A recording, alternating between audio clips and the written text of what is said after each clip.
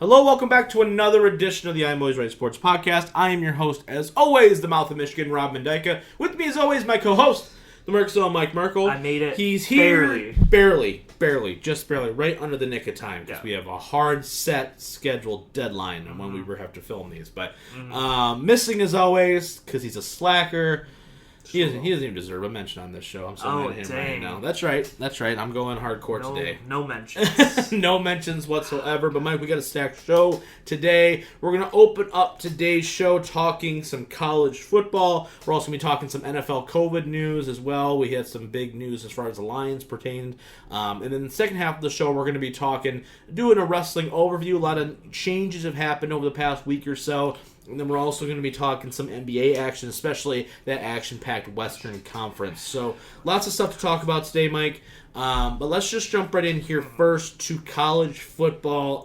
The MAC announcing that they are not having a season. Pretty much everybody outside the Power 5, right, is saying, yeah, it's not even worth it, at this point in time. The Big Ten has released their schedule. It's a little bit different. You've got Ohio State and Michigan are not playing the last game of the year anymore, so we don't have to save that ass whooping until the end of the year. It's only in the middle. It's only in the third half of the season. It's fine. But talk to me. Are we going to have a season, Mike? Are we concerned at all? Talk to me about what you're feeling on college football. You're a big college football guy, so talk to me about what you're feeling. Well, I think it's tough to say that we're going to have a season at this point. Yeah. The Big Ten really is the only league that's confident that they can pull a 10-game schedule off. Right. Unfortunately, which is crazy. Right? Yeah. Which of is all crazy. the Power Fives, Yeah. they're the one that's we can pull it off, and everyone's like, You laughed at us for bringing Rutgers in, huh? now that's the reason why we were able to pull it off.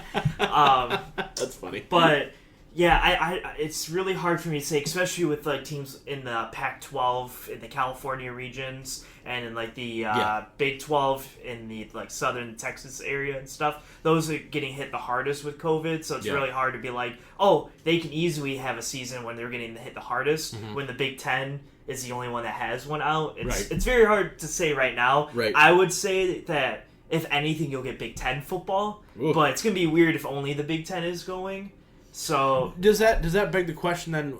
Should the Big Ten even go then if they're the only conference that can and do it safely, or at least be able to fill out a 10-game schedule? Because if it's only the Big Ten playing, it's does the Big Ten champion then automatically become national champion? Yeah, that's weird. I mean, Michigan's probably gonna make the Final Four. Yeah, maybe they have fighting chances here. Lose to Ohio State twice. It's gonna be great. Oh God. I mean, I wouldn't say they should, but they're the only one that actually has the schedule laid out and everything. Right. The SEC has announced who everyone's gonna play, but they haven't announced the week-by-week schedule of it. So the SEC is close, right? And I think the Big 12 is just looking for an extra team because they only have 10 teams total in the Big 12.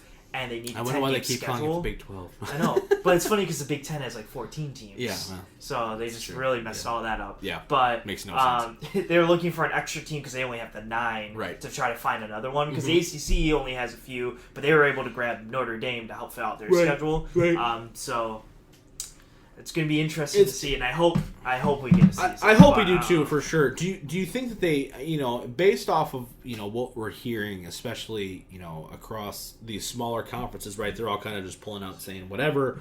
Are you concerned at all that we're going to see a lot, a few more opt-outs on the college football side, to where it's going to be it's going to be difficult? Say, for instance, Justin Fields. I know he's opted in, but say he was a guy that opted out for Ohio State. He's the kind of the one that makes it all go for Ohio State. If you just go, oh, okay, well he's done, and now we've got McCaffrey, he's out, and all these guys, right?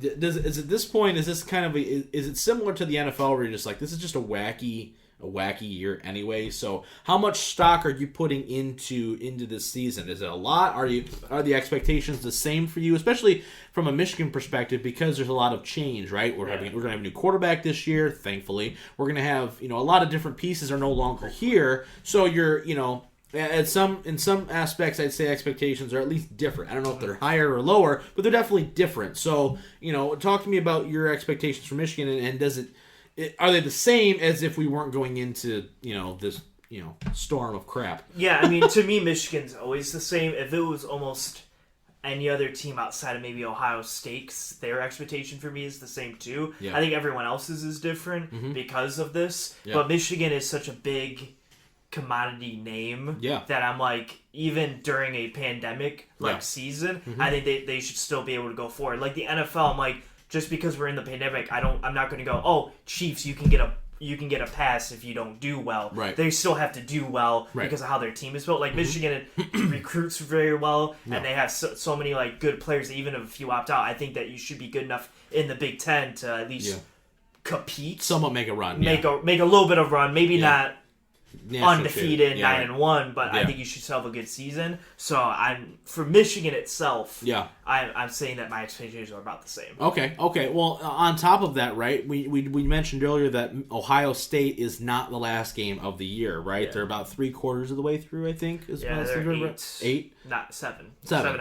All right, so you got a couple game buffer now after that, right, to get that taste out of your mouth, but at the same time, do you think that's going to help? Do you think that does anything for Michigan? Is from a, say we have at least the Power Fives playing, right? That's all the top 20 teams anyway, let's be real. So, if, the way this schedule plays out and Michigan's undefeated going into that Ohio State game, which based off their schedule, I think is a good chance they could. Yeah. I know Penn State's pretty good, but outside of that, what's their schedule real quick? Let's just run it down for everybody. So they play Purdue.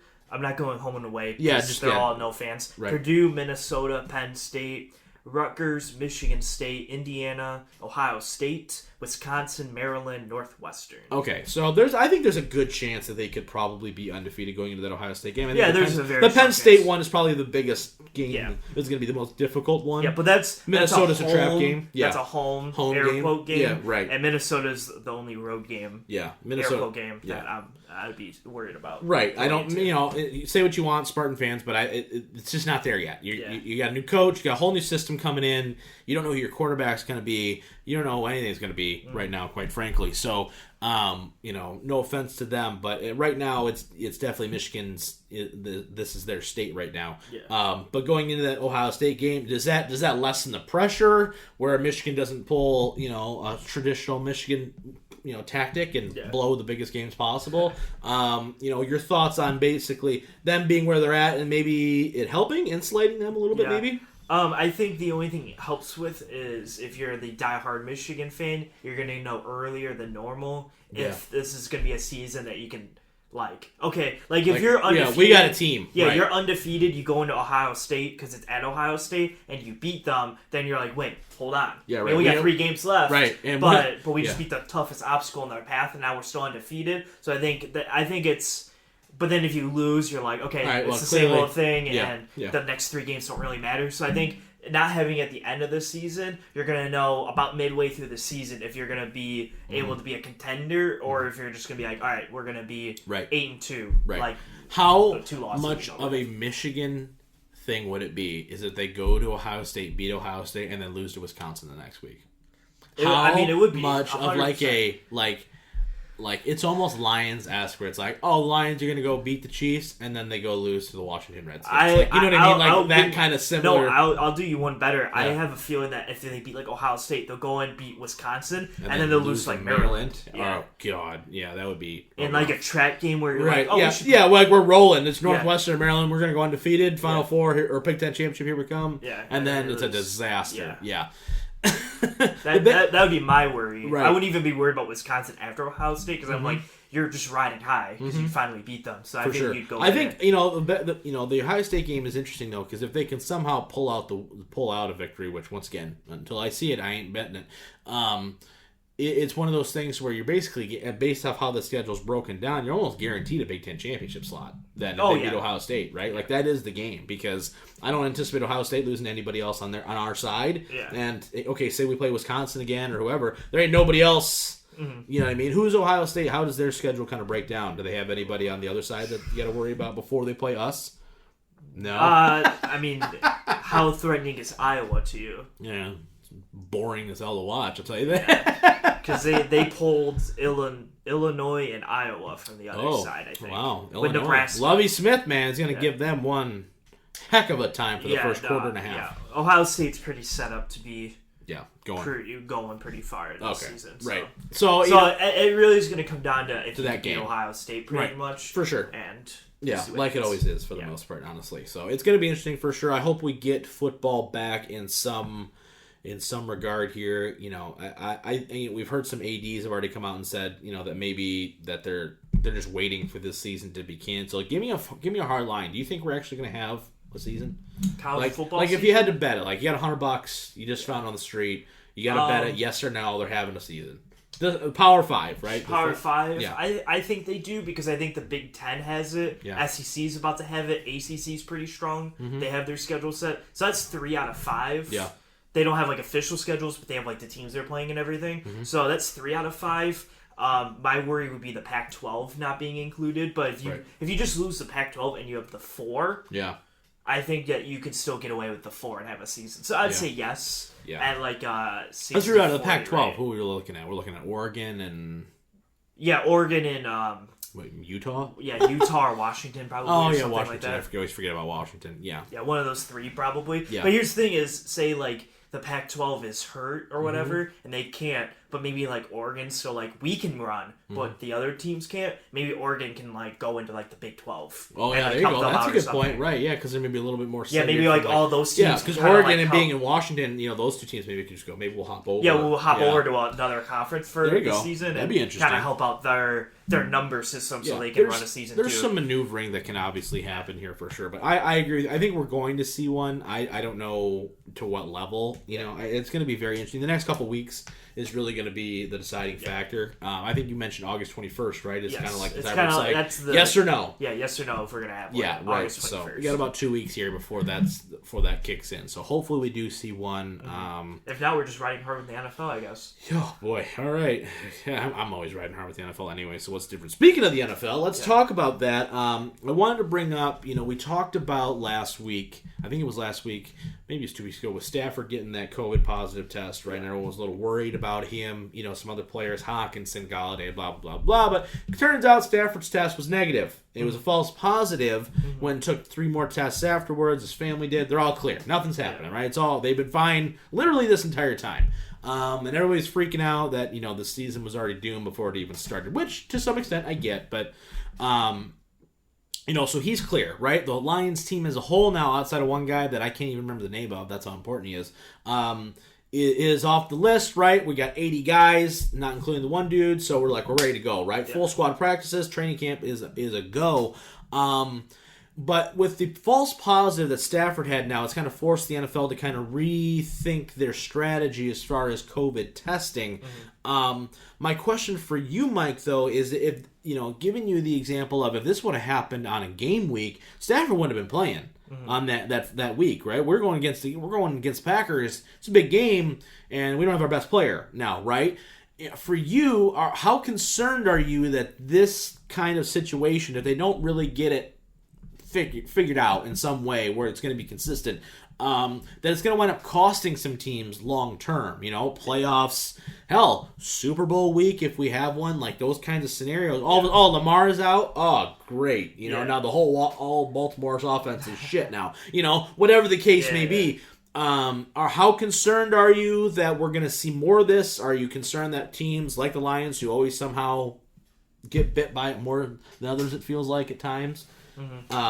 I don't think it's going to impact as much as people think, and I think people try to compare this to baseball, and I think it's completely different because the NFL plays 1 day a week, where baseball's trying to play every single day. So I think that if you maybe change it to where you test on like a Monday right after the game, or you test Monday or Tuesday or something, and you're able to get it back right away. Even if a guy does test positive, maybe you go, okay, we'll test you a few more times to make sure you're positive. Because the guy gets positive, it's going to happen at this rate, right? Like, there's no way all 4,000 or whatever guys or everyone on every team is going to stay healthy 100% of the time. There's absolutely no way. I mean, it'd be nice. It'd be nice, but like even injuries play a part. Like, of course, stuff absolutely, too. So for sure. COVID's kind of just acting as an injury at this point. Yes, where you're just going to be out for a week.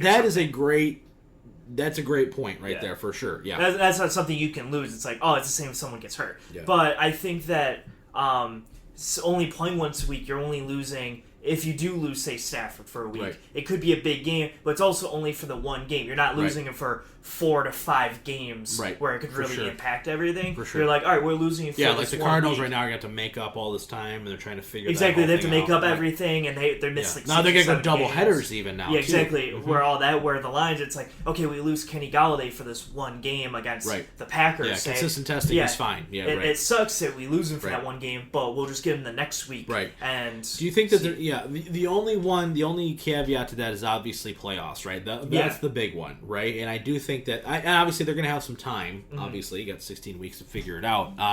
Are you concerned at all, like with no preseason, that maybe a game day kind of procedure is not in place yet because they're not doing preseason games to kind of do a dry run, even if it was just one preseason game, like, okay, we're going to test you right before, you're all clear, go. If not, okay, we're going to test you right after, make sure, good, okay, well, we can go into Monday and we test you, like, I mean, they're going to have so many swabs stuck up their nose, I would, like, hate being an NFL player in this very moment, like, all right, hold on, I got to wake up and get something shoved into my brain real fast, and then, hope to God I don't have this disease, but, are you concerned at all that because there's no preseason that they're all, from a game day perspective, it's like, all right, we're just going to kind of fly by the seat of our pants and see what happens? I am more concerned about the product of play than I am procedures of getting people into the stadium. You think so? Yeah. I'm not. I think they're going to do the exact same way that they're doing like practices right now, where everyone's just going to come in.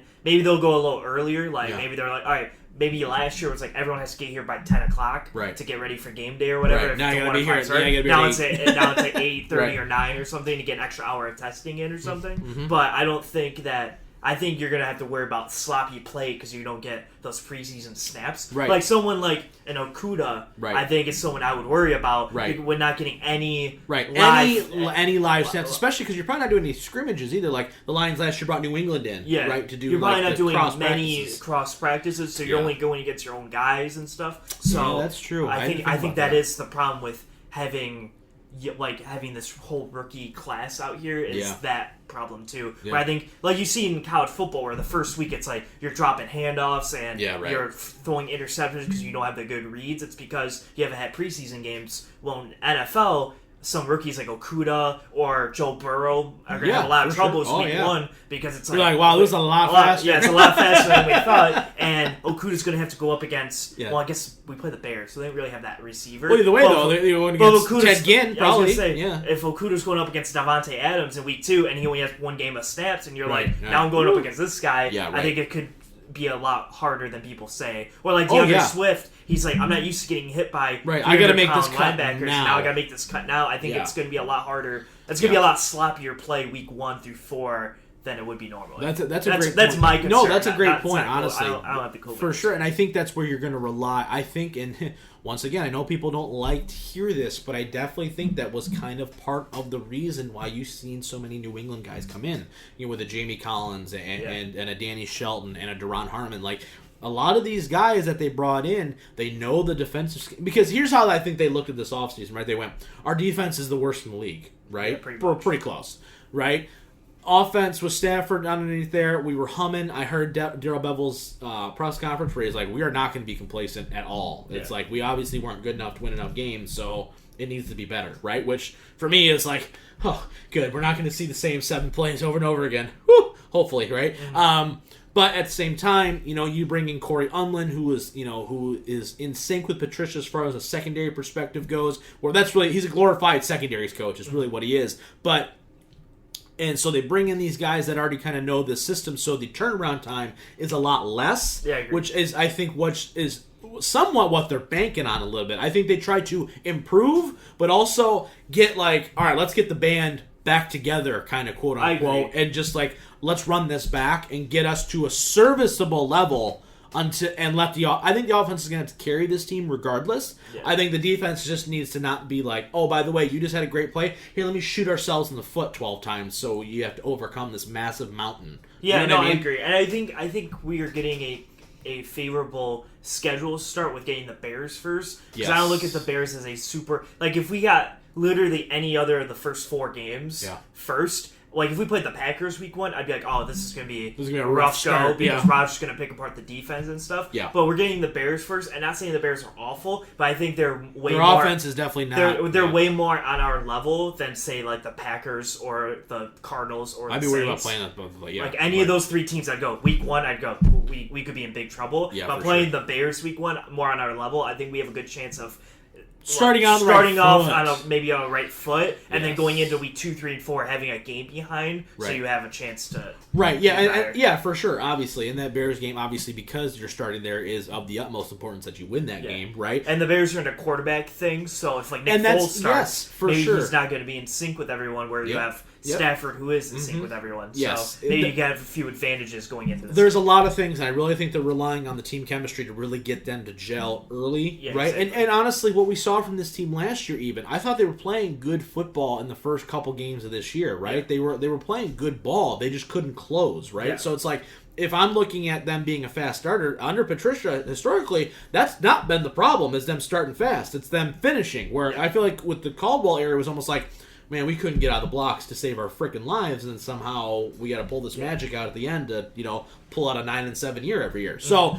there's going to be some interesting dynamic for sure, but just thought I'd bring that up because I do think that's something to watch as the season progresses. A big game going for the, division championship, whatever, now it looks like Kirk Cousins is out, or, Rodgers is out, or whoever, you're like, oh, crap, like, this is a big game, and, maybe that's going to be. I don't think you're going to see as much of that as you think. Yeah. Because I think the top tier players. Yeah. Like I don't see guys like Stafford, Rodgers, if those are the big name guys, going out and putting themselves at risk. The same way. Yeah. So that's my thing. Is like guys like Russell Wilson. You're not going to be like, oh, he's out partying a week before the season starts or something. He's going to be in his house with his wife and kids or whatever, like quarantining because he doesn't want to get it. And for stuff. sure. So I don't think that's going to be the biggest concern. Yeah.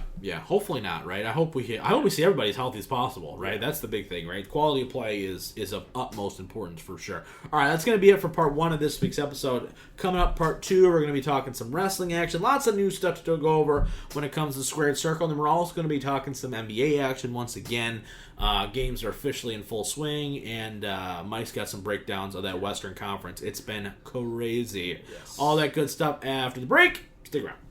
Hey guys, the Mouth of Michigan, Rob Mendyka here. I just want to tell you guys to be on the lookout for episode 100 of the I'm Always Right Sports Podcast. Now, of course, you're going to get the same great podcast action every single week, all the way up to episode 100. But I do want to mention episode 100 in specificity because, for a very specific reason, the Merc Zone, Mike Merkel, is going to be defending that I'm Always Right 24/7 championship on episode 100. And I promise you, it is going to be the very best I'm Always Right 24/7 title defense that you have seen in a very long time here. I know we got a lot of positive feedback on our 24/7 championship series. We appreciate that support. Please go ahead and go to our YouTube page and subscribe to the show. Make sure you never miss another edition of that. But be prepared for episode 100 because all stops are being put out. I'm telling you that right now. I'm telling you that. I'm looking at Mike as I'm recording this because he's nervous. I'm seeing in his eyes right now. He's got a weird smirk.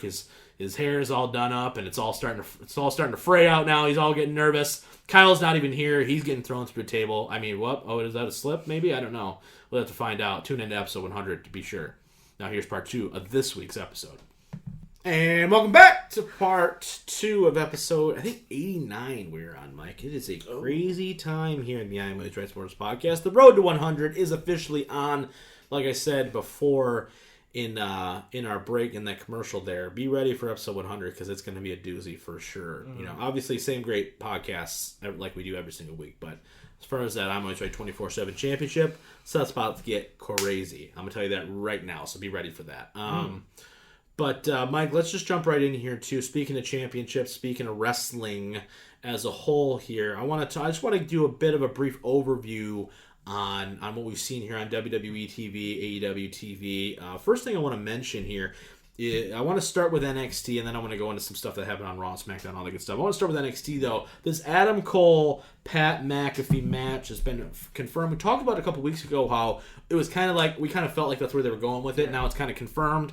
They did an angle this week on television to kind of really set that up, to kind of push them forward. Triple H has been making some appearances, all that good stuff. But I'm very excited for this match, and I've seen some negativity surrounding this match, and I don't really understand why.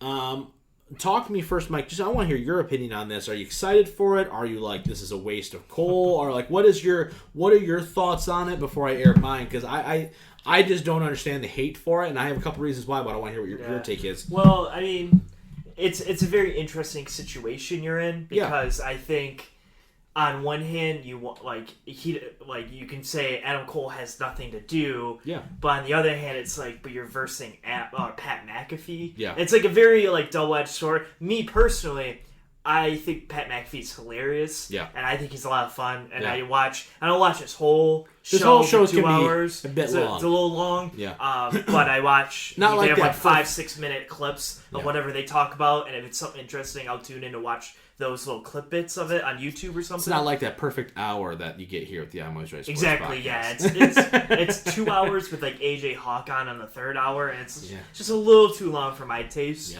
But I think it's gonna be fun, and it's one of those matches where you kind of go and you know it's not gonna be great, but you just think it's gonna entertain you. This is not, and that's all it is. And when you look at it that lens, I think it's you made a great point though, right? Where you look at it and you go, this is not gonna be 5 stars Tokyo Dome Kenny Omega Okada. That's not what this is intended to be. However, my point of contention is people are like, I can't believe they're this is all they have for Cole. Okay, let's look at this for a second here. Let's look at the story. All right, number one, he's held every championship in NXT. Mm-hmm. He's done everything. He's even won the Dusty Cup, for goodness sakes, and he's not even a tag team wrestler. All right, he's done all of this that he can do. Right, you knew that when he dropped the title to Keith Lee that he wasn't going to be in the world title picture anymore in NXT. That's obvious, right? We know Keith Lee, Killer Kross is where it's going to go.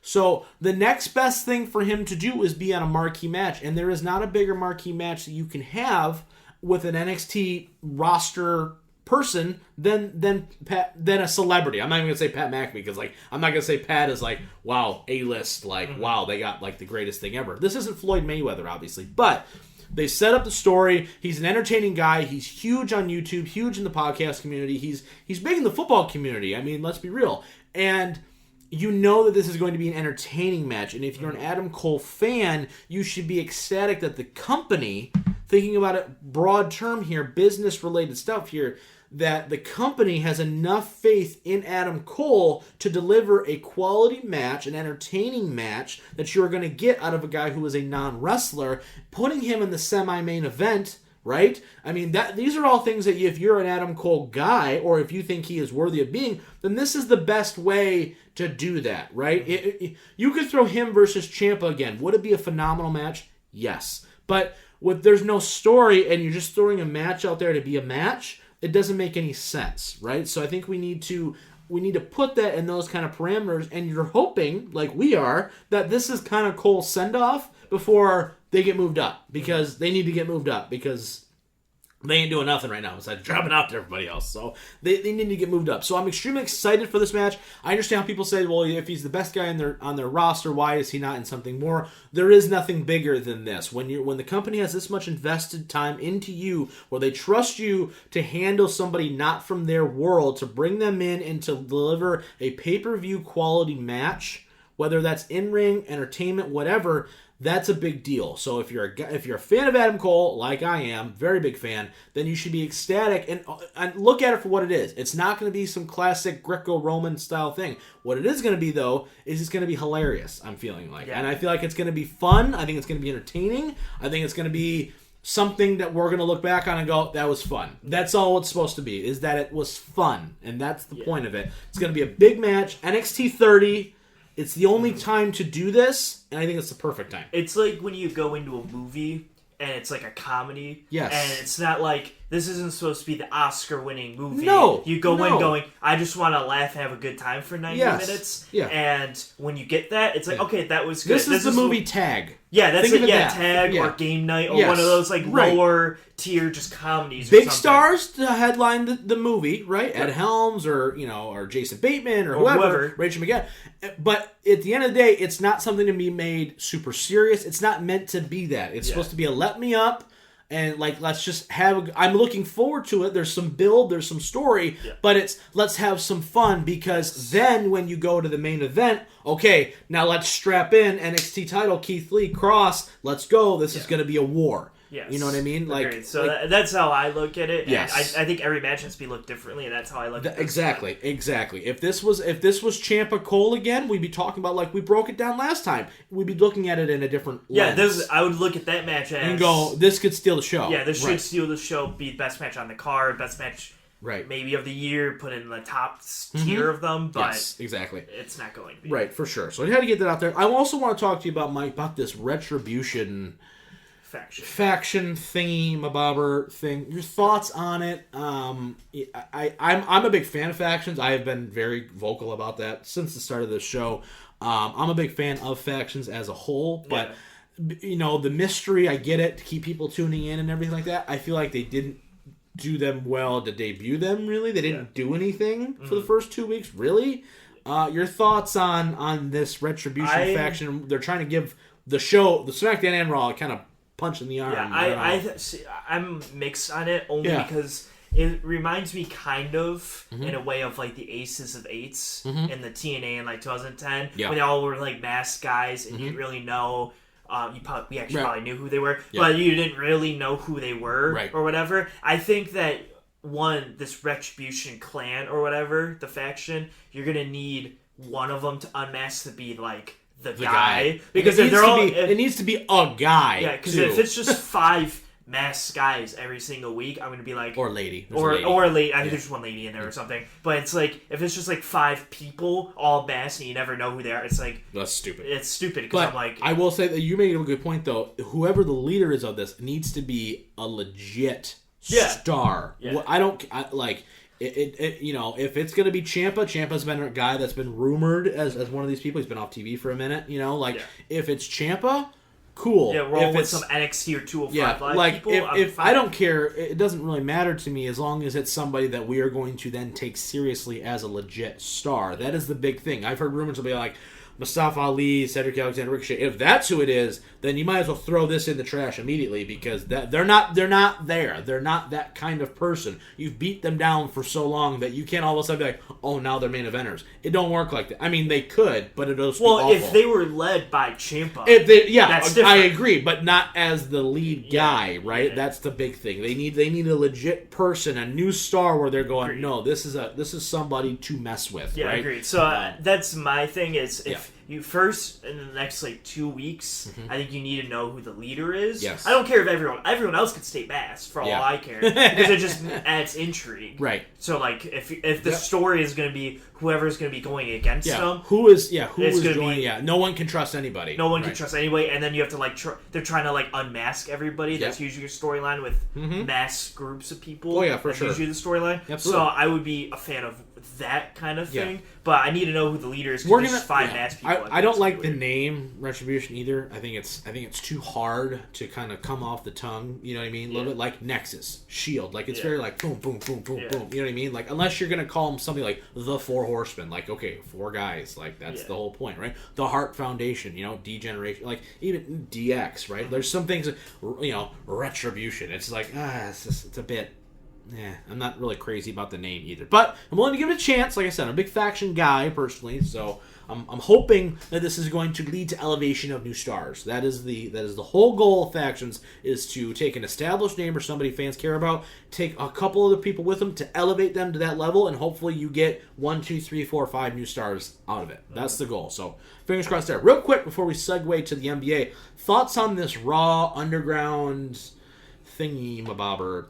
I didn't watch the last hour of Raw. I only heard about it. Yeah. So did they actually do a match where they didn't have ropes and stuff? Oh yeah, no. It was like throughout the whole night. Where like, oh really? Yeah, it was like they introduced it, and all of a sudden, okay, now it's Ivar against some random guy, and then Dolph Ziggler was there beating up. So it's just a match like a It's is yeah, it a they're wrestling match super. without They're ropes? like a minute long, but yeah, there's no ropes. It's like MMA kind of like freestyle Oh. thing where like they have MMA gloves on and they just beat the crap out of these no name dudes for 5 minutes and they're like yeah, all right, and then the Hurt Business came out at the end. But it's kind of like Brawl for All, like the Brawl for but All not kind of thing. legitimate. Like Brawl for All was like we're yeah. legitimately going to go beat each other up, and like we don't know who's going to win. This has obviously been predetermined still, but like. I don't know what to think of it. I think it's hard to kind of predict what they're going to do with it.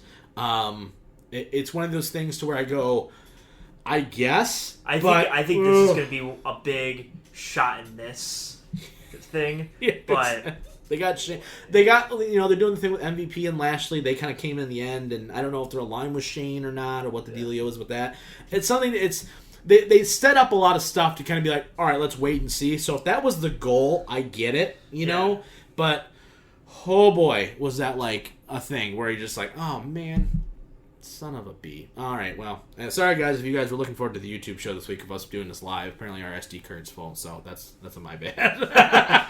all right, So don't skewer us. If you listen to the podcast though, you're fine. You'll still get the same great content as always. Yeah, that's that's funny fine. though. I thought we had more space. I suck. Anyway, but point being though, is that I think that they've set up a lot of dominoes to kind of knock them down one at a time to get people to be like, all right, let's see what this is. Yeah. Let's hope. It's like, oh boy, here we go. Let's try.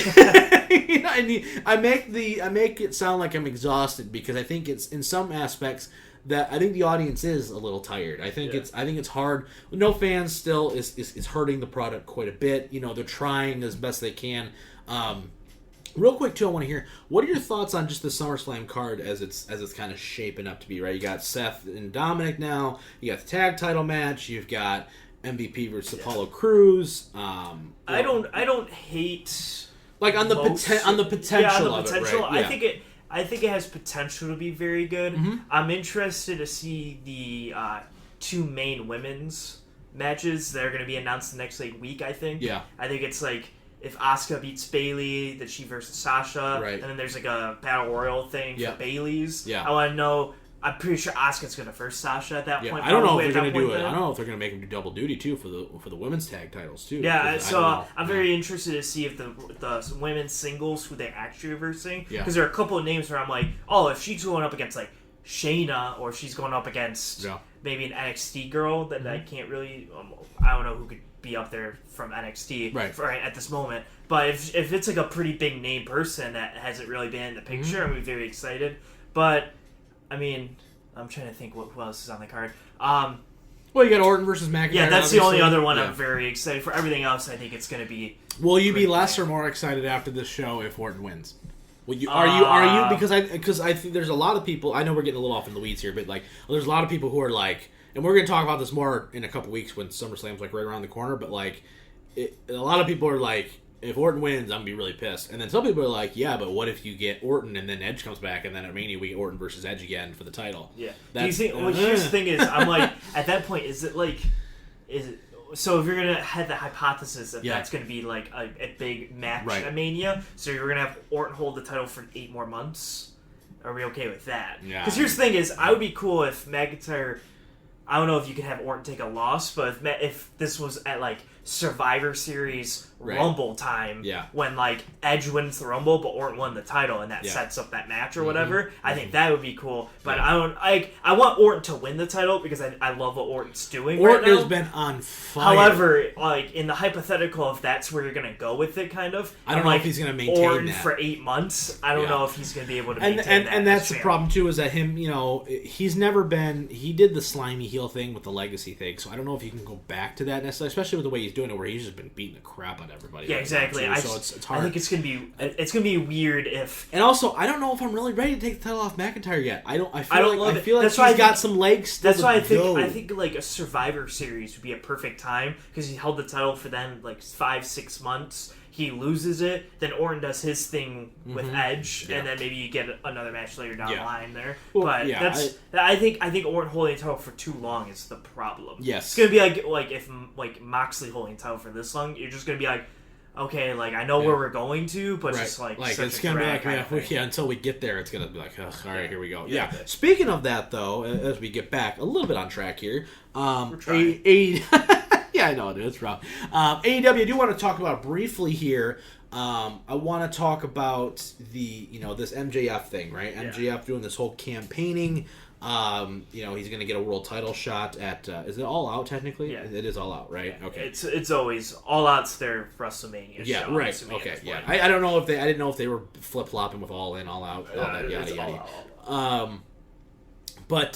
So we're going to see Moxley and MJF, right? He's doing the whole campaign thing, which I think has been phenomenal. Super entertaining. Like, I know a lot of people were buzzing about the Jericho Orange Cassidy thing, which was very good, no doubt. Thought it was funny, but MJF is still by far the more captivating thing I've seen on AEW television in a while. Are you for this match? Right? I mean, we've speculated for months now that's probably where it's going to go. Yeah. But now that we know, okay, we're going full steam ahead. That's the main event with, I'm assuming, MJF taking the title from Moxley. Are you cool with that? Are you against it? Are you like, I don't really know if it's his time? What are your thoughts? I've been on this MJF camp since probably... He signed? Well, yes. I think at Full Gear last year when he turned on Cody was when I was like, oh, this is really going to heat up. Mm-hmm. And then his rivalry with Cody to Revolution and that whole thing, I was like, man. We were there, by the way. If you watch the pay-per-view back, you can see our beautiful faces on the hard camera. It's all good.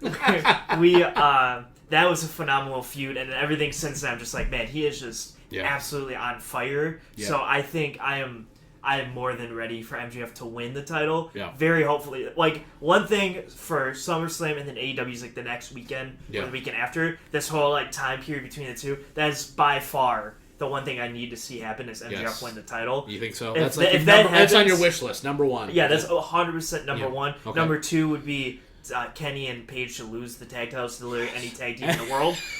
And then... I'm sorry, that was great. Anybody. Two guys. Yeah, a blind kid and a deaf kid. Anything. Yeah, anything. Oh boy. Call him handicapped. To put them back in the singles division. Because giving me Kenny Omega versus MJF in a match would be absolutely phenomenal, I think. Gosh. I want to tell you this, though. And this is just pure speculation from my perspective, right? I think it's going to wind up being... I think they're going to do this faction for a little while with Cody, Dash, and... what's his other name? Wow. Dash and the other guy? Oh, Dash and Cash or whatever. Yeah. FTR. They change names every week, it feels like. But I think them and Hangman are going to be a faction. Oh, I agree. But what I think is going to wind up happening is either MJF's going to win the title and he's going to hold it for a whole year. It's either going to be him versus Cody or him versus Paige at next year's All Out. I think that's where they're building. So at that point, which one do you think is going to be more exciting? I think it depends. I would prefer Cody, I think, because I think a whole year build. But then I think Full Gear hurts. Yeah, long term, though, it's because I feel like they want to anoint Paige a little bit, and I feel like Paige being the guy. I think what would wind up happening is Cody challenges at, say, like at a Revolution again or something. Challenges, loses, stable Paige kind of rises up a little bit. He gets his shot, wins a tournament, something to get him. That's the only problem I think the AEW has. The rankings help, but they need the Royal Rumble for me is not just the event itself is fun, right? It's always fun to speculate what can happen, but it really does set into motion a lot of storylines going into Mania, right? Like they do a really nice job in the Rumble match. Like, oh, Shawn Michaels just eliminated Kurt Angle. Bam, that's the match going into WrestleMania 21, right?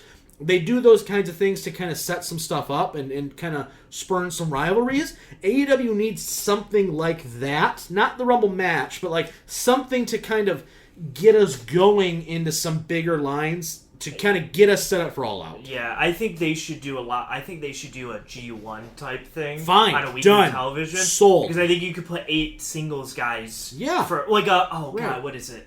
The Bound for Glory series, which is like a modified G1 or whatever. I think that would be phenomenal to have. Right. You can just allow that guy to rise up, right, and go, okay, they're going with Hangman. Because then you can even put the TNT champion in it, and then everyone who beats him gets a title shot. Exactly. It's all a lot of stuff up. Good stuff. But I agree. I do think they need a little bit of that. I think MJF will hold it for a year because I think his character is he's gonna be perfect. the JBL. If you're a wrestling fan, you know what I'm talking about. JBL 2004 he wins the title from Eddie, and he holds it for almost a full year, losing it to Cena. But that entire time, I don't think JBL had one clean win that entire time, right? Yeah. Like he completely. Now I will say this though, for All Out, I think it is imperative that MJF wins the title clean. Yeah, I think it is imperative because I think you need to add just a little bit of legitimacy to go.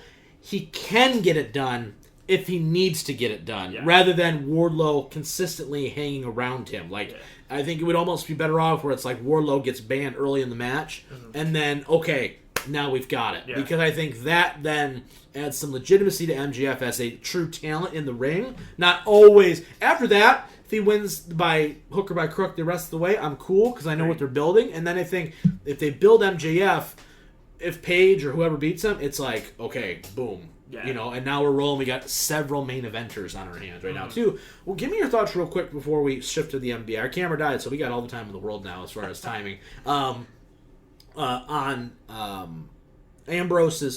Moxley's title run so far, where I've talked about this before with you off air, where I just feel like Moxley's great at chasing it. He wins it, but he's not meant to hold it for very long. Yeah, I think I'm kind of like, nah. I think if you had fans, I think it'd be a lot different. Because Yes, I think the fans really help Moxley's character a lot. Yeah. But without the fans there, he just kind of like he comes out and he's still he's pretty much badass. Yeah. But it's just kind of like He's very aggressive. yeah, he's just like he kind of does it, but like his whole thing is I'm gonna like do these cool like Right. I'm gonna like bite your ear off kind of weird things and gets the crowd like going. Yeah. But like without very, the crowd very, there, very much he's like playing. He plays off the crowd, and without him, like MJF, I think is perfectly fine without the crowd because outside of like in his matches, because on TV too, you can look and be like, oh, man, I can't stand. I hate you. Yeah, but like in his matches, he doesn't pander to the crowd outside of No. like flipping them off or whatever he would do. Right. But he's a good technical wrestler that can actually just like wrestle a good match. I thought Ambrose's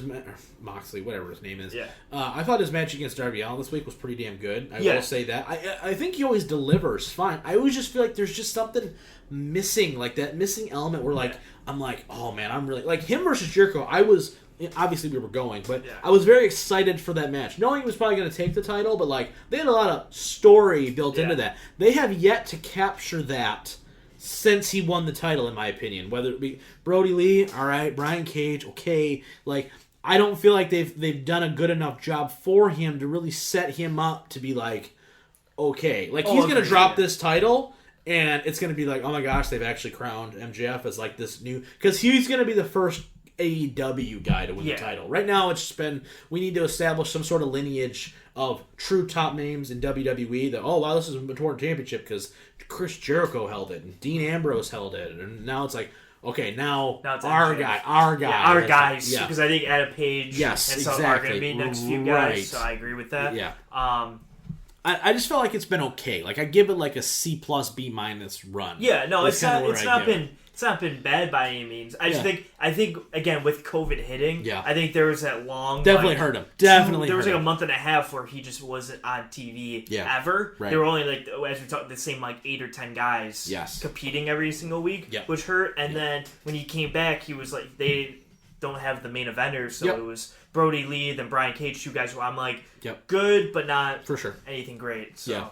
All right, yeah. Like I said, it's fine. Very interesting to talk about though. You know, SummerSlam's right around the corner. Then All Out. Very excited for both shows. It's gonna be, it's gonna be good. It's gonna be good. We got some stuff booked for the next couple weekends. NXT Takeover 30. Yes.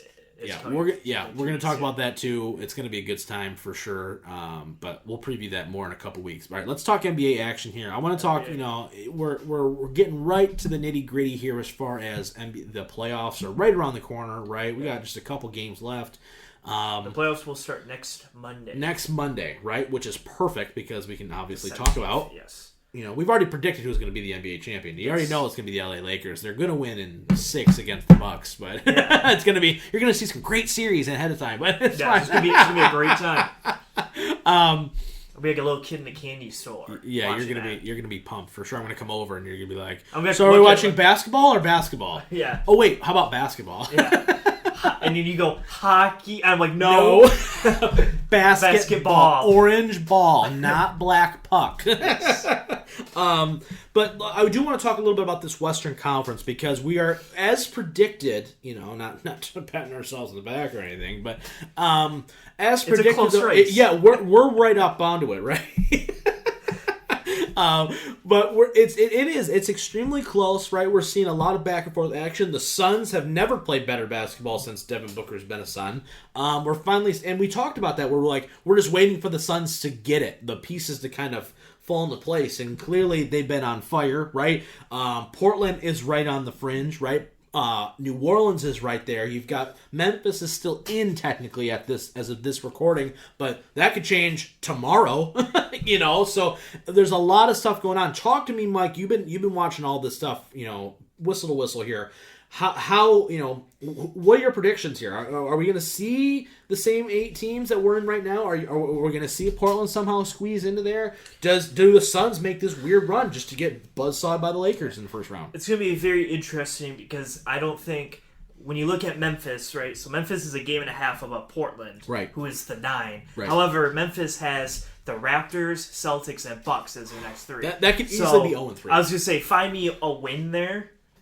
Out of those three, three, it's either out of the Bucks or not out of the Celtics or Raptors. I'd steal one. I'd maybe steal one, but they've been having trouble against 1 and 2 is probably their best case scenario, quite frankly. Yeah, honestly, if we're being honest. Portland has like the Sixers, Mavs, and Nets, so I think you can win a few there. Oh, Ben Simmons is out, right? Yeah. Yeah. Yeah. So I honestly think Portland will take the 8th seed going in to the final stretch. In the play-in games. Yeah. I think where you want to decide is because you have Portland, who's a game and a half behind, but then Phoenix, San Antonio are half a game behind Portland, and New Orleans only 1 game behind Portland. So all those teams are within a game, or half. I forgot about San Antonio. I totally forgot about so San Antonio. all 4 of those teams are just. And Sacramento's 2 games behind Portland, but with only 2 or 3 left, you're kind of. You need a lot of stuff. You need a lot to go. Everybody needs to lose, which I don't even think is necessarily possible really. Right, so I think it's going to be almost impossible for Sacramento. Yeah. So you're really looking at those 4 and Memphis as a 5. So it's all dependent. I would take Portland. Honestly, Phoenix has been on fire, fire. They're the only undefeated team since the restart, right? Yep, and they play the Thunder, Sixers, and Mavs as their last 3. Those are all 3. So I think, with how they're playing, they could win all those. I think they can win all of them because they've beaten the Mavs already. They've beaten the Clippers, Pacers, and the Heat.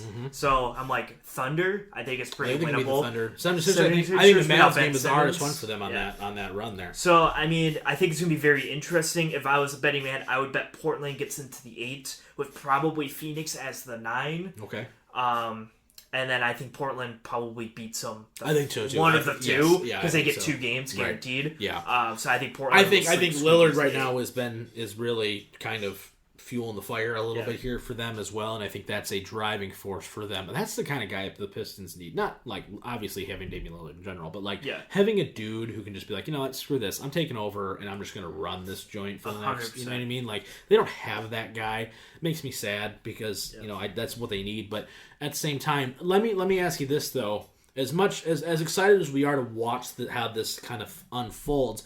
Does it dampen your expectations or excitement just a little bit, knowing that they're probably just going to get beat in 4 or 5 games by the Lakers?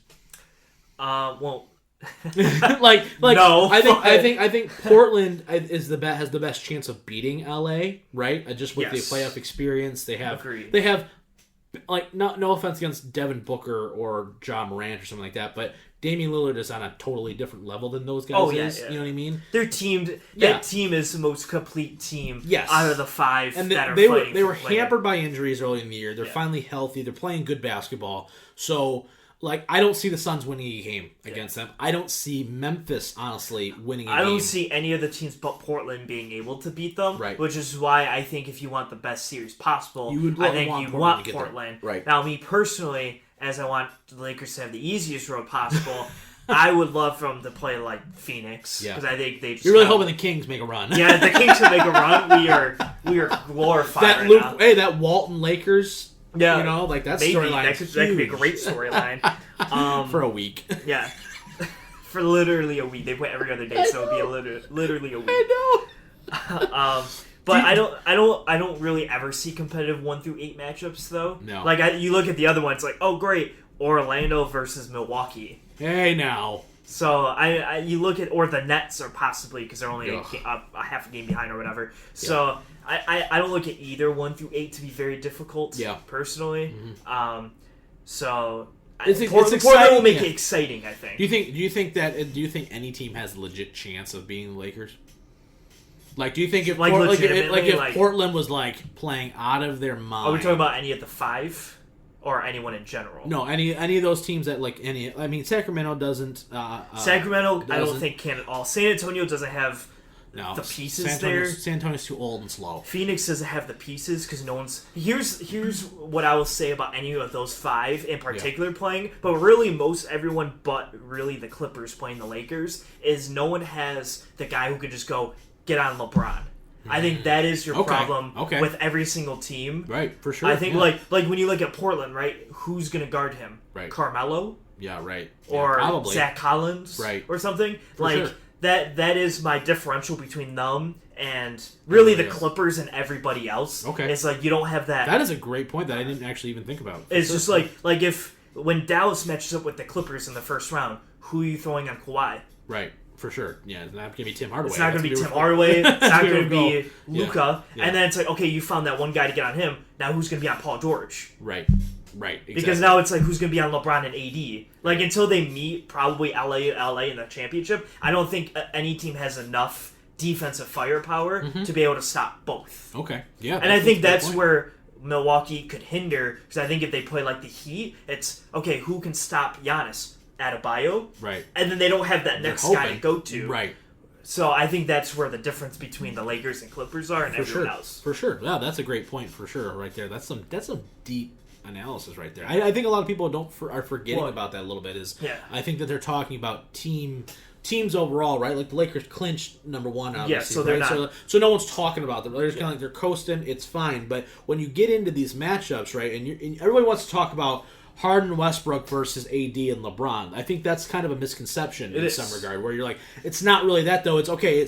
It's Harden versus name the point guard, right, or name the shooting guard, right. But then it's like, okay, who's a small forward for Houston that's going to guard LeBron James? Exactly. Oh crap! That's we don't what have anybody for that. That's the argument I make versus people who like. I have friends who really love the Trailblazers, and they're like, "Yeah, man, Dame's just gonna go off." I go, that's fine. Yeah, Damian Lillard will. LeBron's gonna have the same amount of points, right? Exactly. But who's guarding him? Like you can throw Danny Green on him to try to slow him down, or even LeBron can go up on him. Yeah.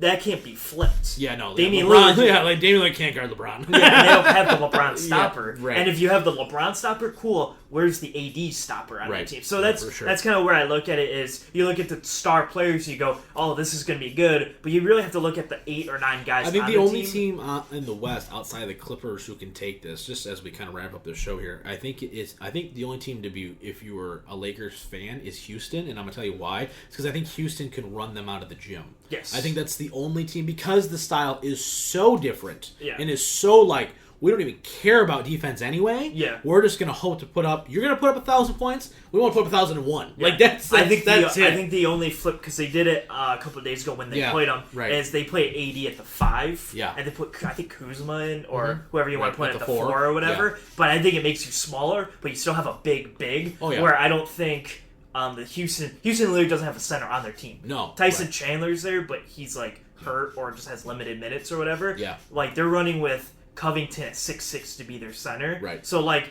AD can spread out and shoot, and yeah. He's also 7 foot. So I think that's the difference maker there. For sure. I'm just talking about just play style perspective, where it's like we're just going to run and go. Run 3. Did it go in? Nope. All right. Well, hope we make it next time, and keep going. So I think that's the only team outside of the 2 LA teams against each other that have that I think can cause problems. I think everybody else, they play too similar of a game. Even like we're big on the Mavs, but I don't think the Mavs don't have enough Yeah, to no, get they- over yeah. that yet. They right? don't. Yeah, they don't have that guy who's unstoppable Right, yet. Luka, I think, is becoming that guy, but I don't think it's right this second. Is I think the problem. So it's going to be interesting for sure. We're going to obviously cover each one of these matchups as we kind of get them firm and finalized, just to kind of give you guys a quick previews for sure. So we got a lot of stuff that is coming up here in the next couple weeks. So I'm really excited about that. But I think that's going to be it for this week's show, Mike. We really killed it. The next couple weeks here, obviously we're talking SummerSlam, NXT, AEW. We're going to talk NBA playoffs. We're going to be talking about. We're going to do some more Tigers talk too, probably, to see if they can kind of continue